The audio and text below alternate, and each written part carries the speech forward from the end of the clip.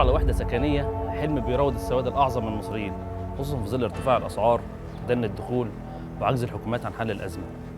الفقير أصبح فريسة سهلة للسوق اللي ما بيرحمش، ومن هنا فكرنا في مشروع يواجه الأزمة ويواجه جشع التجار ويخليك تبني بيتك بإيدك. فكرتنا بسيطة جدا، احنا هنديلك العقار بسعر التكلفة الحقيقي واللي هو أقل 50% من سعر السوق الحالي، وهنشيل عليك مكسب التاجر اللي بيوصل للضعفين في معظم المشاريع. أحد المشاريع اللي نفذناها بالفعل كان في محافظة أسيوط، مساحة الأرض فيه كانت 120 متر، كان ارتفاع أرضي 11 دور. سعر الأرض فيه كان 2.550.000، بالإضافة لتكلفة المبنى كانت 1.5 مليون.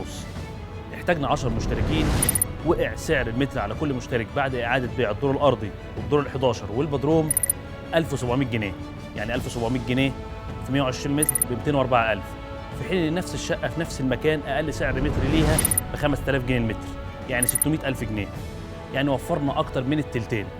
نفس المشروع لو كان نفذه التاجر كان هيكسب فيه على أقل تقدير 5 مليون جنيه. أول حاجة لازم نعرفها هي إيه المشكلة عشان نعرف نحلها. مشكلتنا إننا ما نعرفش نقيم المنتج ده اللي هو العقار، لأنه ملوش سعر معلن زيه زي جرام الذهب مثلا. كل اللي تقدر تعمله إنك تحاول تخفض في ثمنه، لكن هل أنت دفعت ثمنه الحقيقي ولا لأ؟ مش هتعرف. تاني حاجة، أنت مش هتبني العقار لوحدك، أنت هتشوف مجموعة شركاء أنت بترتاح لهم وهتبنيها معاهم، أو هتشترك في مجموعة إحنا هنرشحها لك بعد موافقتك.